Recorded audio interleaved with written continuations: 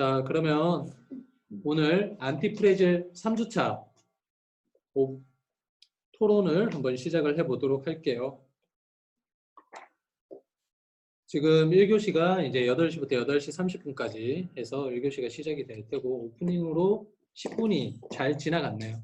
왜냐면은 1교시가 오늘 발제가 없어요. 발제가 없고 그래서 제가 안티프레질을 읽으면서 조금 궁금했던 내용들을 제가 그냥 개인적으로 좀 조사를 한번 해봤어요. 조사는 아니고 그냥 구글링만 잠깐 해봤어요.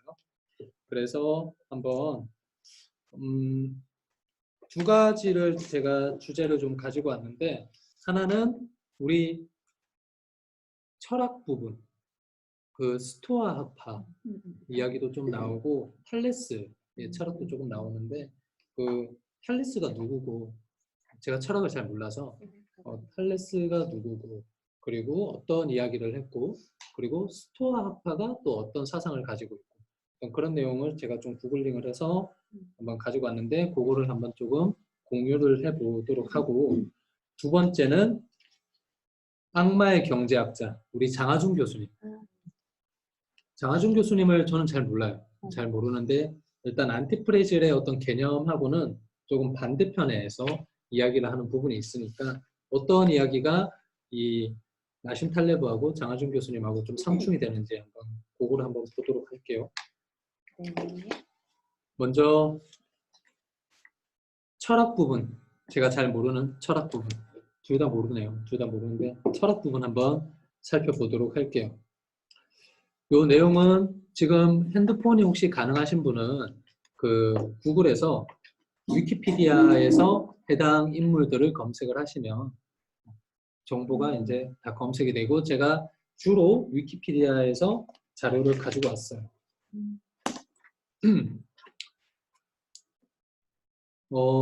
먼저 탈레스라고 하는 철학자가 있습니다. 이 탈레스라는 철학자는 우리가 소크라테스 철학자를 아시잖아요.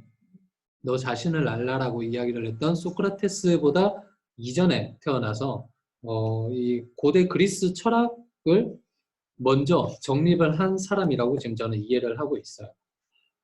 여기 설명을 보면 기원전 6세기에 기원전 6세기에 이제 활동을 했던 고대 그리스 철학자로 밀레토스 학파의 창시자로 여겨진다. 아리스토텔레스는 이 탈레스를 철학의 아버지라고 칭했다. 그리고 최초의 철학자, 최초의 수학자, 최초의 고대 그리스 7대 현인이라는 별명으로도 유명하다. 라고 하는 게 이제 우리 탈레스 할아버지의 인물 소개고요. 이 탈레스가 그 주창한 이제 그 철학파가 있어요. 그 철학파 이름이 밀레토스 학파라고 하는데, 여기는 자연주의 철학을 중시를 하고 있습니다. 이 자연주의 철학이 무언가 하면 우리 주변에 있는 이 자연으로부터 어떤 그런 깨달음을 얻고자 하는 거예요. 예를 들면 나는 어디서 왔을까? 나는 무엇으로부터 태어났는가? 이 물체는 어떤 물체로 구성이 되어졌는가? 뭐 그런 어떤 자연의 그런 현상들을 자연으로부터 이제 그런 깨달음을 얻으려고 했던 이제 철학자예요. 이게 왜 그 당시에 이 자연주의 철학이 부각이 되었느냐? 이 전까지는 우리가 흔히 이야기하는 전설이나 미신을 믿었어요. 신화를 믿었어요. 그리스 로마 신화 같은 그런 신화를 좀 봉신을 했는데, 이때 탈레스가 나오고 이 탈레스 이후에 그 서양의 이제 그리스의 이제 유명한 이제 철학자들이 태어나고 이렇게 주창을 하면서 이런 미신이나 신화나 전설이 아닌 이런 이제 좀 더 이성적인 관점에서 우리의 자연 현상들을 좀 더 이렇게 설명을 하려고 하는 어떤 그런 철학적인 이야기들이 이제 나오기 시작합니다. 그 시작이 이 탈레스라는 철학자에서부터 시작이 되었다고 해서 아리스토텔레스는 우리 철학의 아버지라고 일단 지칭을 했고, 탈레스가 제창한 그 자연주의 철학파의 이름이 밀레토스 학파라는 이제 철학파인데, 이 밀레토스 학파는 탈레스가 태어난 도시 이름이라고 하네요. 도시 이름이라고 하고 탈레스는 그 당시에는 이 철학자들이 수학도 잘하고 그런 기하학도 되게 잘했는 걸로 알고 있어요. 피타고라스도 우리는 수학자로 알고 있지만 실은 철학자이기도 하거든요. 소크라테스도 그렇고. 그래서 이 탈레스가 지금 뭐 여러 가지 업적들이 좀 있다고 하는데 뭐 그 중에는 기원전 585년도에 일어나는 일식을 천문학으로 계산을 해서 예상을 했다라는 어떤 기록도 있고, 그리고 당시에 이제 그런 기하학의 수준으로 이집트에서 가장 높은 피라미드의 높이를 계산을 해냈다라고 하는 그런 업적도 있네요. 이게 지금 이제 우리 세대, 우리 시대에는 어떤 그런 피라미드의 높이를 측정하고 하는 것들이 굉장히 당연하고 쉬운 일이라고 생각이 될 수 있는데, 기원전 6세기, 지금으로부터 약 한 2600년 전 정도 되잖아요. 그 당시에는 그런 어떤 수학적인 개념이나 그런 게 없고, 아직 피타고라스도 태어나기 전인 것 같아요. 피타고라스의 어떤 법칙 정리도 아직 없을 때고, 그런 어떤 기하학의 수학의 수준과 개념인데 탈레스는 그런 피라미드의 높이까지 계산을 해낼 수 있는 당대의 아주 유명한 수제였던 것 같아요. 지금 우리 책에 나오는 탈레스의 일화가 있습니다. 올리브 스토리가 있는데 그게 이 위키피디아에서 굉장히 또 잘 나오고 있네요. 이 유래는 친구와 내기를 했다고 하네요. 어느 날 탈레스의 친구가 이 세상은 너무 불공평해. 돈 있는 사람들만 잘 살고 돈 없는 사람들은 못 사는 더러운 세상 같습니다. 하면서 세상에 대한 불평을 평하자 이제 탈레스가 그 친구한테 돈을 잘 벌 수 있는 방법은 널려 있으니까 머리를 쓰라고 조언을 합니다. 그랬더니 이 친구가 버럭하면서 그럼 탈레스 자네가 돈을 한번 벌어보라고 이야기를 해요. 그래서 탈레스는 그때부터 이제 돈 버는 방법에 대해서 이제 머리를 고민을 하다가 발견을 했던 게 바로 이 올리브 착즙기인 거였어요. 올리브 착즙기. 이게 안티브레질에서는 이제 최소한의 투자와 최소한의 리스크를 껴안으면서 이후에 발생하는 큰 수익을 기대를 하고 투자를 했는데 그게 이제 실제로 이익이 발생을 했던 이제 사례인데, 그 스토리가 이제 친구와 내기에서 나왔다고 하네요. 일단 요 올리브 착즙기, 이 기름 압축기 이야기는 우리 안티프레저 책에도 잘 나와 있으니까 또 한번 책을 통해서 다시 한번 리마인드를 하면 좋을 것 같습니다. 그리고 탈레스가 이제 철학자잖아요. 철학자인데 이 철학자들은 이제 특히 그 탈레스 이전에는 신화나 전설이나 미신을 믿었다고 했잖아요. 근데 탈레스 이후로부터는 이제 자연의 현상이나 자연에 있는 어떤 원소들이나 아니면은 근원의 물질들로 만물의 근원을 설명을 하려고 해요. 예를 들면 내가 어떤 물질로 근본적인 물질로 구성이 됐느냐, 이런 커피는 어떤 물질로 근본적인 어떤 물질이 있어서 결국 이게 커피라는 물질로 구성이 되어 있느냐라고 이제 각 철학자들마다 그 주장을 하는 이제 원소들이 있고 그런 근원의 물질들이 있는데, 그 중에 탈레스는 물이라고 주장을 했다고 합니다. 물. 그리고 아까 이야기했던 이 밀레토스 학파, 탈레스가 제창한 밀레토스 학파 안에 그 학자가 3명이 있어요. 유명한 학자가 3명이 있는데 탈레스가 있고 그 다음에 아낙시스 만드로스라는 학자가 있고 그리고 아낙시메네스라는 또 학자가 있어요. 이 세 학자가 이 밀레토스 학파의 이제 대표적인 이제 학자인데, 그 이 3명이 주장을 하는 그 만물의 근원 원소도 다 달라요. 탈레스는 물을 주장을 했고 아낙시메네스라는 학자는 공기가 만물의 근원이다라고 이야기를 하고 있고, 그리고 다른 학자인 아낙시만드로스라는 학자는 어떤 특정한 단어로 표현은 안 되지만 물, 불, 공기, 그리고 흙, 요 네 가지를 다 포용할 수 있는 어떤 그런 또 별도의 근원적인 만물의 요소가 있다라고 일단 이야기를 하네요. 탈레스에 대한 이제 기본적인 설명은 그렇습니다. 탈레스라는 학자가 이런 학자였고, 이런 학자가 안티프레즈의 책에서는 그 올리브 착즙기의 사례가 나오면서 이제 한번 안티프레질에 대한 개념을 우리한테 잘 설명을 해주고 있어요. 그래서 이 탈레스라든지 그다음에 이 밀레토스 학파 그리고 피타고라스 등등 소크라테스 이전에 태어난 학자들을 소크라테스 이전 철학자라고 부른대요. 뭐 그 전의 세대는 뭐 기원전 기원 후처럼 이 철학의 세계도 소크라테스 이전과 이후로 좀 나뉘는 것 같아요.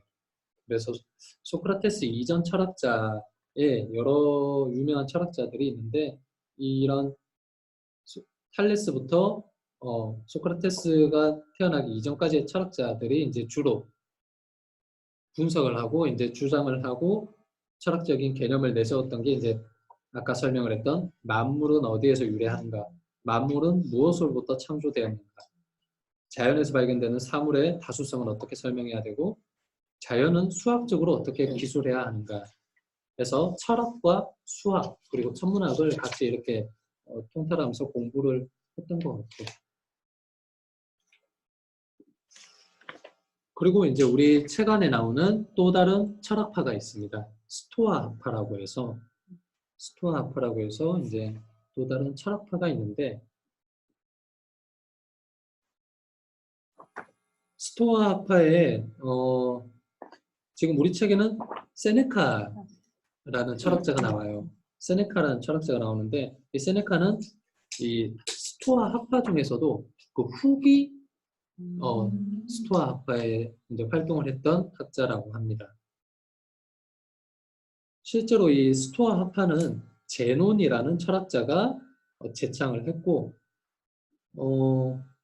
원래 이 스토아라는 게 그 그리스를 상상을 하면 고대 건축물들이 큰 기둥이 이렇게 건축물들 기둥이 이렇게 세워져 있고 그 위에 이제 건축물이 이렇게 지붕처럼 이렇게 세워져 있잖아요. 거기에 이 기둥을 전방 기둥을 스토아라고 하는데 이 스토아 학파 창시자인 제논이 이 그 큰 기둥 앞에서 주로 이렇게 강연을 많이 했다고 해요. 그래서 그 기둥 앞에서 강연을 많이 했다 그래서 이 스토아 학파라는 개념 이제 학파 이름이 만들어졌고 스토아 학파에서 우리가 이제 좀 생각을 해봐야 되는 주요 사상이 있습니다. 주요 사상이 책 235페이지, 236페이지 한번 봐주시겠어요? 236페이지. 236페이지에 가운데쯤에 보면 이제 첫 번째 단계로 트라이에드의 첫 번째 줄에서 벗어나기 위해 위대한 대가로부터 스토아 철학의 기본적인 메시지, 즉 흔들림 없이 강건함을 유지하고 마음의 상처를 받지 않는 방법을 배우자 라고 지금 이야기를 하고 있거든요. 여기서 흔들림 없이 강건함을 유지하는 것, 이게 바로 스토아 학파에서 주장을 하는 주요 메시지입니다. 요게 자, 그 용어로 잠시만요.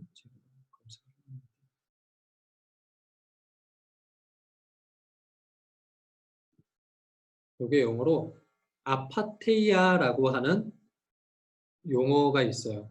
이 스토아 학파에서 이제 주장을 했던 그 주요 사상이 아파테이아인데 이 아파테이아가 어떤 뜻이냐고 하면 지금 뭐 거의 사전적 의미로는 모든 정념으로부터 해방된 상태. 이게 금욕을 이제 중요하는 사상입니다. 그래서 자, 그래서 제가 사전을 찍었는데 잠시만요.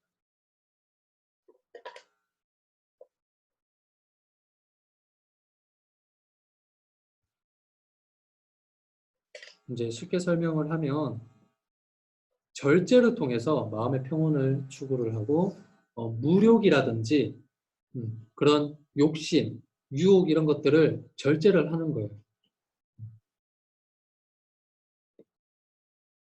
그래서 금욕주의라고 생각을 하시면 돼요. 금욕주의.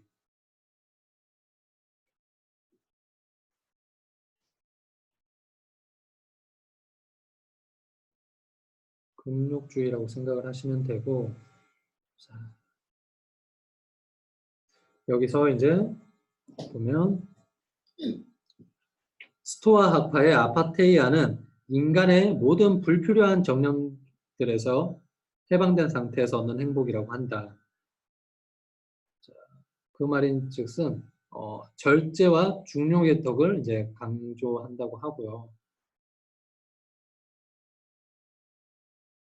그리고 이 이제 스토아 학파에서 이 아파테이아라고 하는 이제 절제, 자기 절제에 대한 이제 이야기를 하면서 다른 개념, 다른 이제 마음을 이야기를 하는 게 이미 벌어지고 이미 일어난 일에 대해서는 그걸 탓하지 않는 거예요.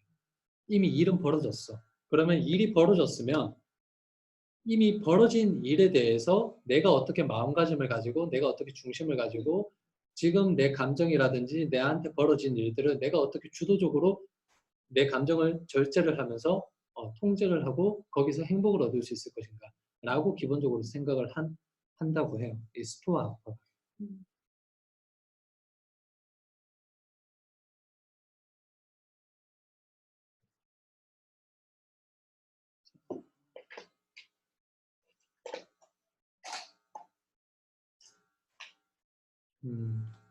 이걸 조금 읽어 드릴게요.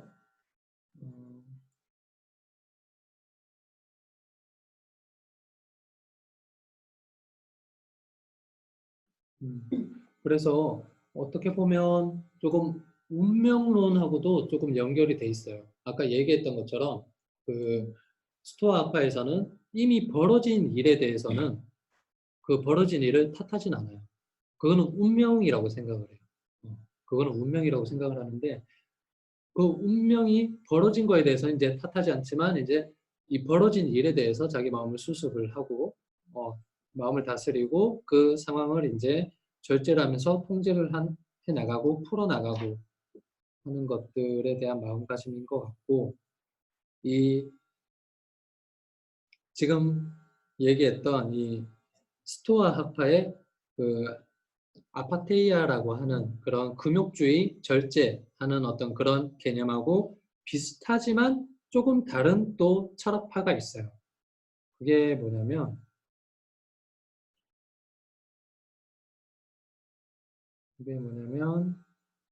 그 에피쿠로스 학파라고 하는 또 철학파가 있어요. 이 에피쿠로스 학파라는 파하고 스토아 학파하고 이렇게 주로 비교가 많이 되는 것 같아요. 그래서 이 에피쿠로스 학파하고 스토아 학파는 공통점이 뭐냐면 둘 다 절제를 통해서 마음의 행복을 얻는다라는 이제 공통점을 가지고 있는데 차이점은 스토아 학파는 완전 절제를 하는 거예요. 완전 절제. 금욕이라든지 어떤 내 마음이라든지 그런 뭐 쾌락이라든지 어떤 그런 것들에 대해서 모든 것을 절제를 하고 금욕을 하는 거에서 얻는 행복을 추구를 하는데 이 에피쿠로스 학파에서는 추구하는 게 조금 달라요. 여기는 조금의 쾌락주의가 들어가 있어요. 근데 이 쾌락주의가 정말 막 우리가 지금 얘기하는 이제 뭐 완전 흥청망청 놀거나 탕진하거나 어떤 그런 수준의 쾌락은 아니고 최소한의 쾌락. 우리가 그 쾌락으로부터 이제 행복을 얻을 수 있는데 그 쾌락도 우리한테 필요한 좀 최소한의 쾌락. 그래서 이걸 소극적 쾌락주의라고 이야기를 하는 것 같아요. 그래서 고통과 근심을 제거할 수 있을 정도의 쾌락을 추구를 한다고 하네요.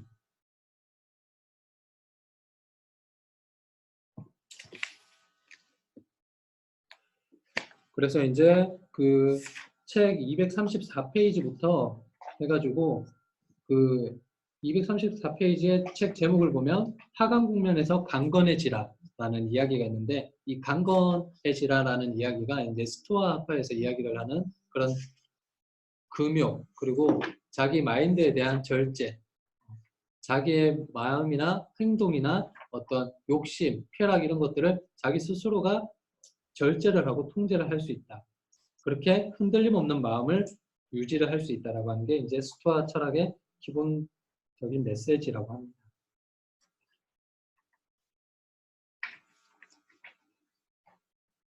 그래서 이제 239쪽에 그 감정 길들이기 제목 하단에 보면 그 한 줄 밑에 보면 그렇게 나와 있어요. 스토아 철학은 감정을 제거하기보다 길들이는 쪽에 가깝다. 이 길들인다는 게 결국 이미 벌어진 일에 대해서는 내 감정이 화가 날 수도 있고 좌절할 수도 있고 실망을 할 수도 있는데 그런 내 감정을 이제 내 스스로 절제를 하고 통제를 한다. 그런 거를 이제 길들인다고 나심 탈레브는 표현을 한 것 같아요.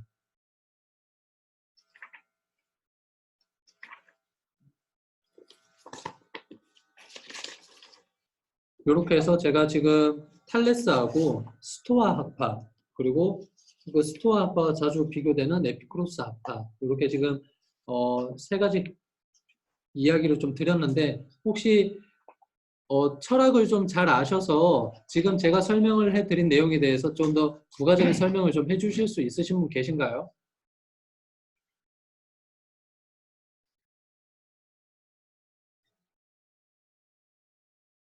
효승 부그룹장님 혹시 더 좀 이렇게 보완을 해줄 수 있는 내용이 있을까요? 제가 철학을 잘 몰라서 준비해온 자료를 조금 주로 읽기만 했거든요. 제가 이해한 맥락에서. 스토아를요? 네, 스토아 학파 혹은 고대 그리스의 철학자들. 아, 네, 지나가도록 저는- 할게요. 네. 되게 인간적이에요. 아, 저 근데 네, 아직 그 12장 안 한 거죠, 4권. 지금 그 12장하고 13장에 발제가 없어서 어, 1교시에는 일단 제가 준비해온 요 자료를 가지고 좀 우리가 이 책 안에서 나오는 어떤 개념들 있잖아요. 네. 그런 것 좀 이야기를 좀 해보고 가려고 제가 좀 준비를 아, 했어요. 그래서 지금 간단하게 일단 그 탈레스하고 스토아 학파 그리고 네. 스토아 학파와 에피쿠로스 학파의 비교 그렇게 일단 제가 네. 드렸고요. 그 다음에 제가 준비한 이제 자료가 장하준 교수님이에요. 장하준 교수님. 어, 장하준 교수님 자, 책에 장화준 나와요? 네 311페이지. 14장에 나오죠? 안 읽었어. 오케이. 네. 안 읽었어요. 당장에서는 좀 놀랐을까? 네. 안 나오나? 이거 참. 311페이지에 보면 우리 네, 장하준 교수님의 이야기가 나옵니다. 저는 처음에 이 장하준 교수님의 성함을 보고 나서 우리나라에 번역하신 분이 우리나라의 이제 교수님 성함을 이제 인용을 한 게 아닌가라고 생각을 했는데 그건 아닌 것 같아요. 나심 탈레브가 직접 이제 장하준 교수님에 대해서 언급을 하신 것 같고 일단 제가 장하준 교수님을 잘 몰라서 장하준 교수님 인물에 대해서 좀 한번 찾아와 봤어요. 그랬더니 장하준 교수님의 집안이 명문가 집안이더라고요. 명문가 집안인데 일단 장하준 교수님의 증조부하고 조부, 증조 할아버지하고 할아버지가 독립군이셨어요. 독립군이시고 장하준 교수님의 아버님께서는 6.25 전쟁에 직접 참전을 하셨었고, 그리고 이제 그 슬하의 이제 자녀들이 이제 장하준 교수님도 계시고, 다른 분들도 계신데, 그 형제분들도 유명하신 분들이 몇 분 계시더라고요. 보니까, 잠시만요. 가족관계를 내가 출력을 안 했네. 우리 장하중 교수님의 이제 사촌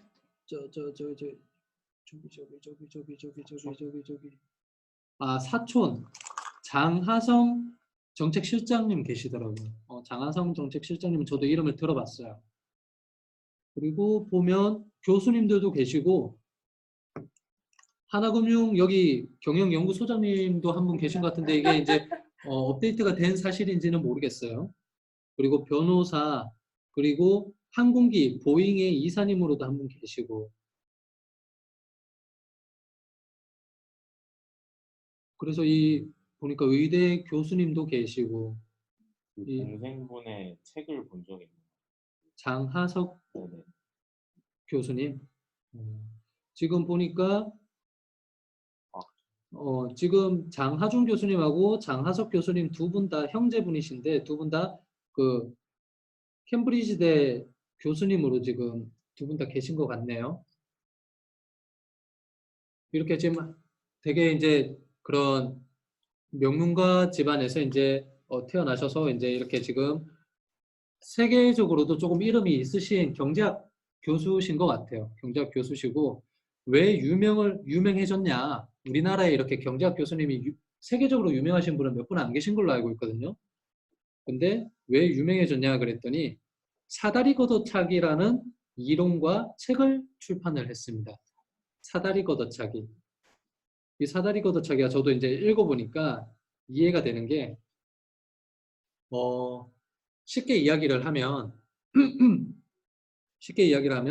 선진국이 발달을 하고 발전을 할 때 써먹었던 이로운 혜택들, 이로운 혜택들을 선진국은 그런 혜택들이나 그런 방법을 써서 지금 선진국 수준에 이르렀거든요. 근데 이 선진국들이 자기네들이 이제 선진국 반열에 들어섰기 때문에 다른 이제 후진국들 아니면 그 중간층에 있는 이제 그런 국가들이 선진국으로 도약하기 위해서 그런 방법들을 쓰려고 하는 거를 막아버리는 거예요.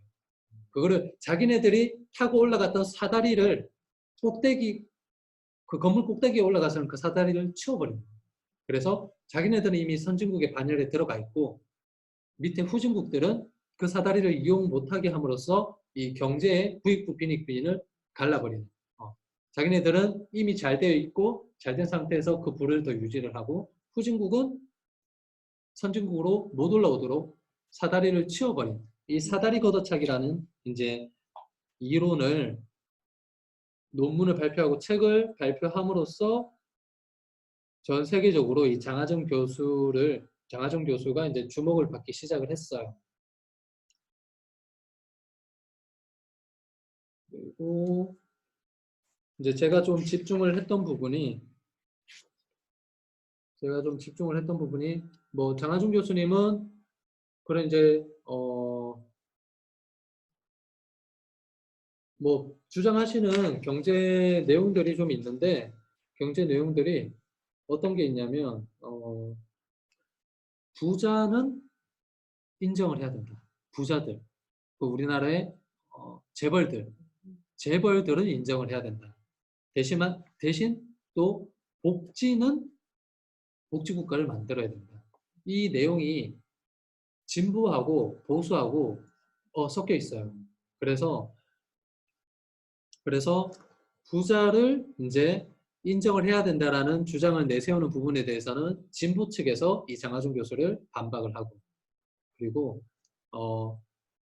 복지 정책을 확 늘려야 된다. 복지국가를 만들어야 된다라고 주장을 하는 부분에 대해서는 이제 보수에서 이제 장하중 교수를 이제 반박을 하고 그렇게 이제 한국의 어떤 정치계에서는 이 장하중 교수님의 그런 정책을 다 반대를 하고 있어요. 반대를 하고 있어서 진보나 아니면 보수에서 둘 다 이렇게 환대를 받지는 못하는 것 같고 이렇게 이제 장하중 교수님이 그런 이제 정책이나 이런 것들을 많이 주장을 했는데 그 중에서 어떤 부분이 이 나심 탈레브하고 그 내용이 상충이 되느냐? 장하중 교수는 아까 전에 이야기했던 것처럼 정부도 아니 부자도 인정을 해야 되고 그 다음에 복지국가도 만들어야 된다 그랬어요. 그리고 그 기반에는 장하준 교수가 이제 본인의 주장을 내세우는데 들어가는 이제 그런 논리가 역사를 이제 근거로 들어요. 반복되는 역사에서 어떤 그런 정치나 아니면 정부의 어떤 그런 정책들이 바뀌고 바뀜에 따라서 나라의 흥망이 바뀌고 그런 것들이 이제 역사적으로도 반복이 된다. 그래서 본인이 생각을 했을 때는 재벌도 있어야 되고 그리고 복지도 늘려야 된다라고 이제 주장을 하고 있는데 여기서 이제 포인트가 무슨 포인트가 있냐면 이런 이제 우리나라의 그런 강대한 이제 경제 국가를 만들기 위해서 필요한 게 뭐냐면 바로 정부의 적극적인 개입이 필요하다고 이야기를 하고 있어요. 정부가 이제 주도적으로 그런 어떤 정책이라든지 개입을 통해서 우리나라의 그런 경제력을 향상을 시킬 수 있다라고 이야기를 하는데 이 정부의 개입이 바로 나심 탈리브가 이야기를 하는 그런 안티프레질에서 이야기하는 정부의 미개입주의와 상충되는 이야기입니다. 그래서 안티프레질 개념에서 보면 정부의 최소한의 개입으로 시장이 그 자유 안에서 치고받고 하면서 그 스스로 이렇게 더 발전해 나가고 커지고 하는 이제 내용을 담고 있는 게 우리 안티프레질 내용인데 이 장하준 교수님은 몇 분 남았어요? 일단 끊고 갈게요.